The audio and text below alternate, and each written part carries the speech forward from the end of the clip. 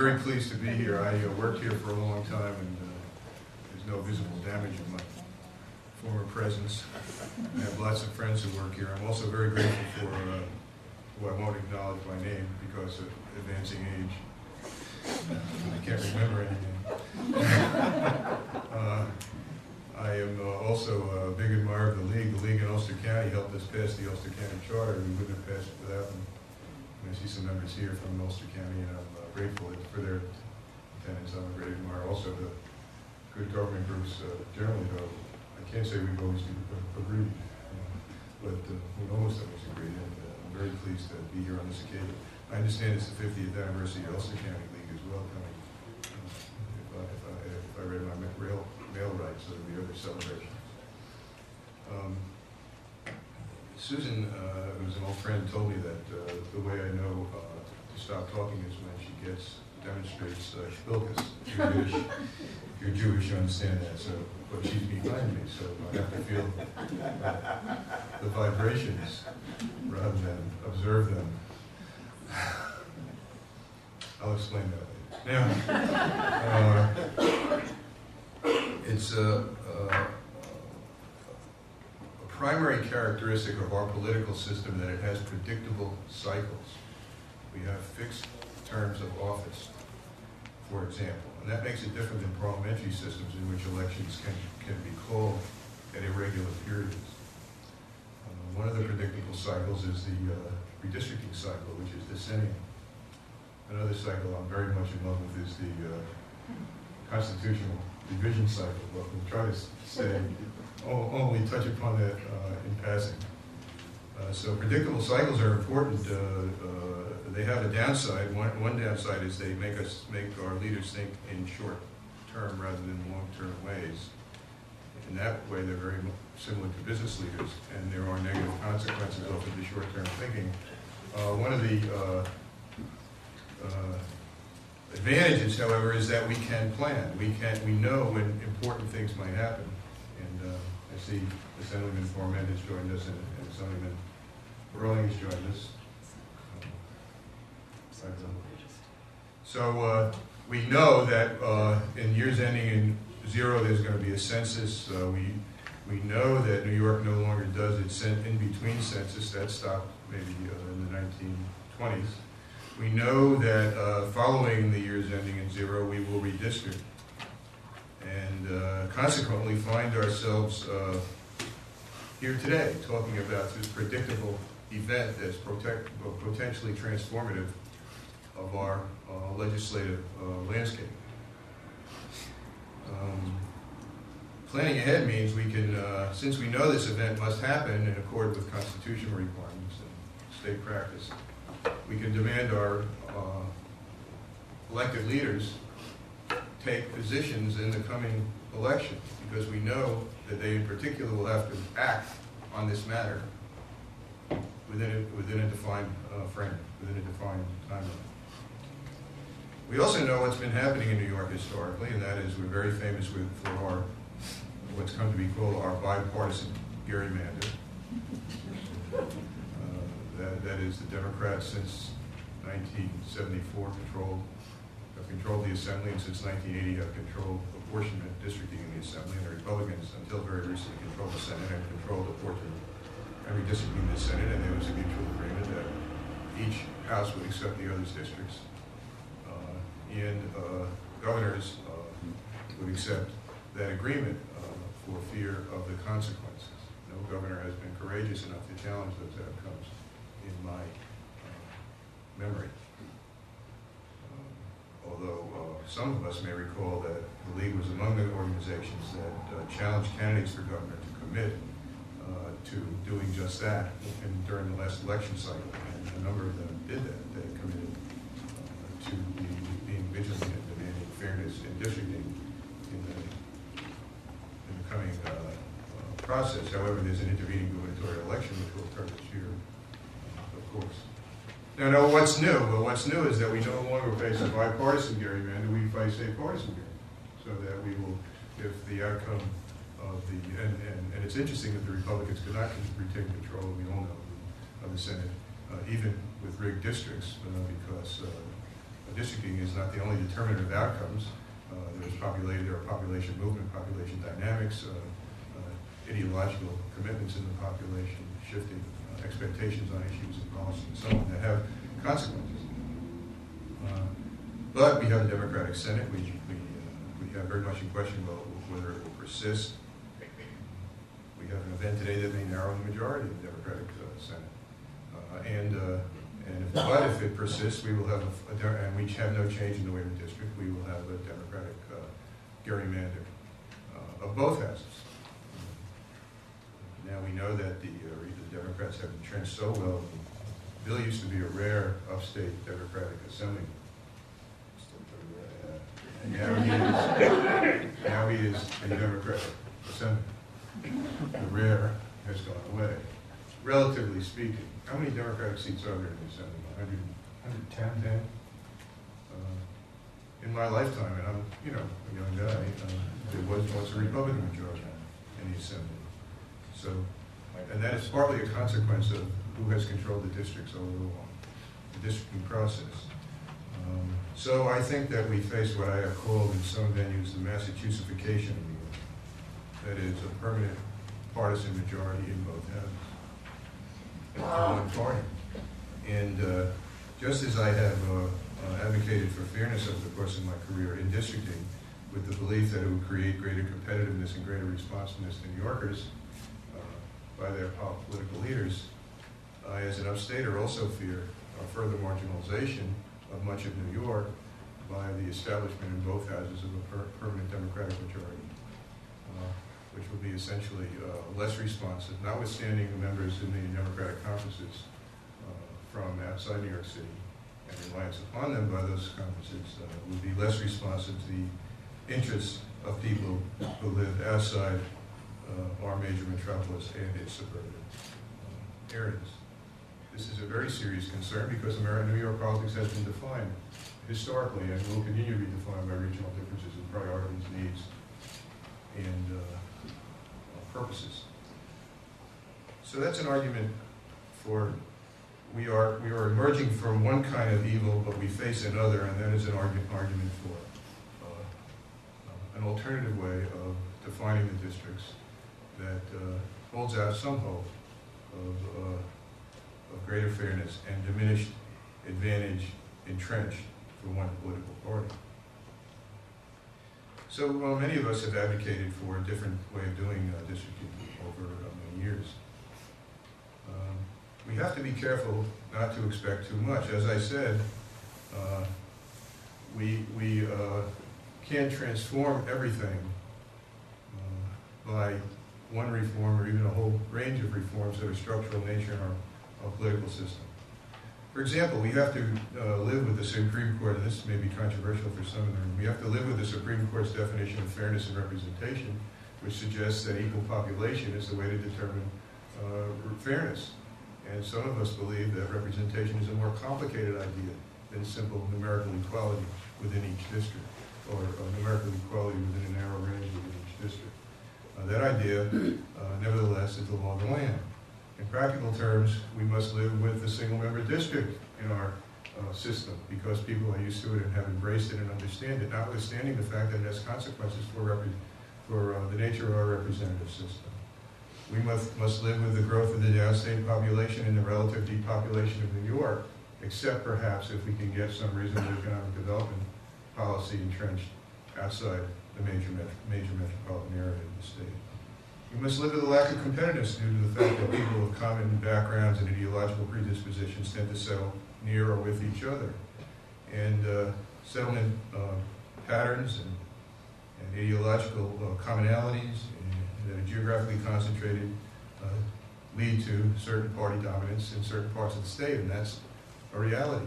So even if we change the way we districted, all those things would still be true. So what can we achieve by removing districting from the direct purview of the legislature? And I say that with members present and with respect for their commitment to public service. And so this is nothing personal, or maybe only a little personal.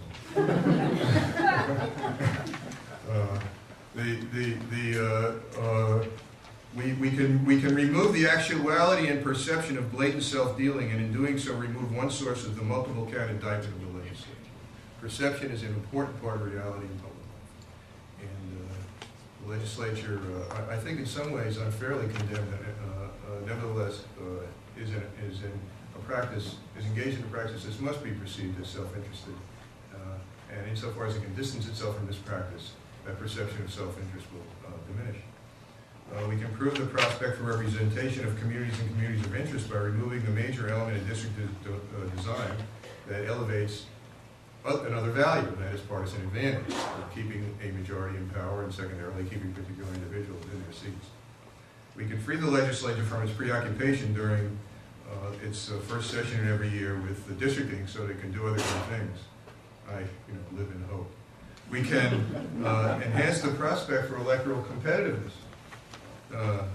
within and between parties, at least when there is no incumbent early in the decennial cycle. And we can reduce, to some degree, the partisanship bias in district makeup. Now, scholars have studied this, and there is controversy on this. There's a presumption among reformers that there's universal agreement among scholars. And some studies suggest that we don't gain much of what we seek to gain by taking districting and putting it in the hands of a commission and taking it from the legislature. I called a former student. New Paltz has very few people who enter academic life, probably because they're role models that we provide. but one of our alums is Gary King, who's a world famous political statistician and the principal an expert called upon in litigation all over the country on redistricting matters. And he said, at bottom, all systems are partisan except for that in Iowa. There's a single exception. He said even in his view, when you drive the matter into the hands of a judge, it remains partisan if the judge is elected in a partisan manner. So there's a positive partisan dimension to our politics, and he believes you can't escape that dimension even with the commission system. Now, there are other researchers.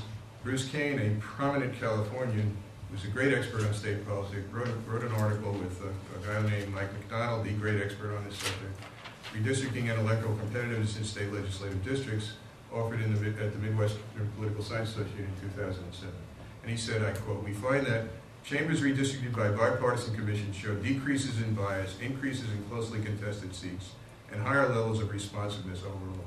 So his research, based upon his comparative study of states where districting commissions work and states where districting commissions are absent and legislatures do the job, suggests that there is a substantial difference, especially in the early elections after the redistricting occurs, between in these critical areas that some of us wish to see change. Now, how am I doing? 3 more minutes? Okay. So, what do we know about New York? First of all, we have a commission doing districting of the New York City Council. This commission was put into place in a process that I participated in, the writing of the charter of the city, which was approved by the voters there in 1989. This body has 15 members, 5 appointed by the council majority, 3 by the council minority, 7 by the mayor, chooses its own chair. It's charged the composition must be diverse, racially and ethnically, geographically representative, no more than 7 members from a single party, public input, access to technology, and I'll talk about the variables in a minute. The fact of the matter is that there were no Republican members of the City Council before this process was put into place. Now there are Republican members of the City Council. There's a minority majority in the City Council now. I think it probably would have occurred anyway, given the demographic transformation of the city, but I think it occurred faster because this commission went to work in the early 1990s. Lots of litigation on whether this was a reverse discrimination, and the outcome has been that the process is acceptable from a legal point of view. So the argument that a commission can't be put in New York because it's against our political culture is palpably incorrect. We have a commission working in New York in the most diverse venue, as big as most states, bigger than many states, and it's working. Another interesting fact, in 1967, the Constitution Revision Commission, the Constitution Convention placed in the new Constitution of New York, not adopted at the polls, a 5-member commission to district the legislature in both houses. If that Constitution had passed, I think Blair could not be here today because he would not have any pictures to show. Or he might be here, but he'd be in the audience. Or he'd be here and be saying something else. Probably he'd transcend the limits of the evidence in some way. The interesting about that process, and I won't go on a great length, but it early contemplated that university presidents would nominate a pool of people who would then be eligible to serve on the commission and would be selected by political leaders. And I thought, well, from the perspective of the 21st century, what was the legislature thinking when it, or the convention thinking when it thought that it could get 25 university presidents to give it a pool? And then, I don't know how many are present today, but would I trust 25 university presidents more than I would trust the New York legislature? And I think it's a fair question, unfortunately. But anyway, the Constitutional Convention did not,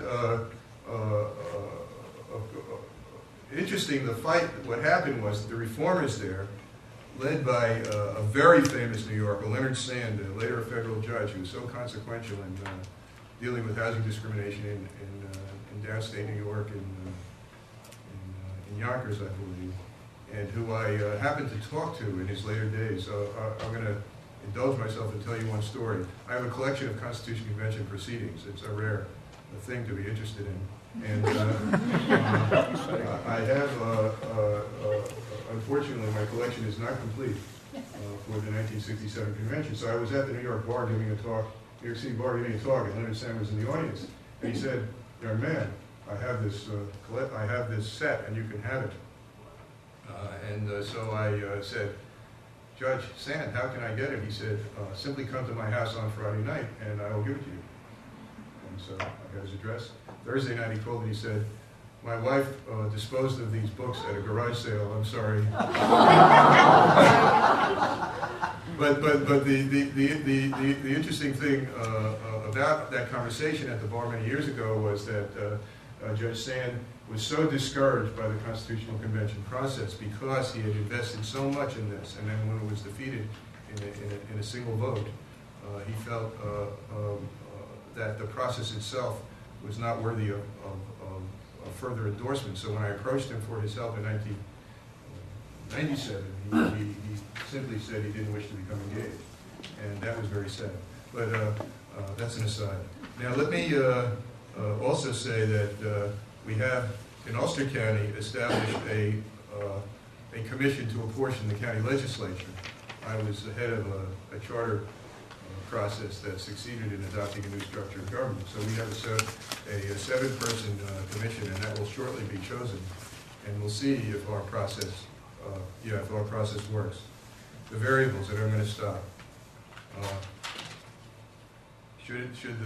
I'm for a commission. The questions: size, constitutional or statutory, who appoints the people on it, how is the chair selected, qualifications and disqualifiers for service, demographic, geographic, and so on, information to be used and not used, districting criteria and their rank order, decision rules for making decisions, deadlines, public participation, and all of these, and a couple others, all of these are addressed in the pending legislation that's been introduced both by Republicans and Democrats in the Senate and Assembly, and perhaps we can have further specific discussion later on the nature of that legislation now in the House.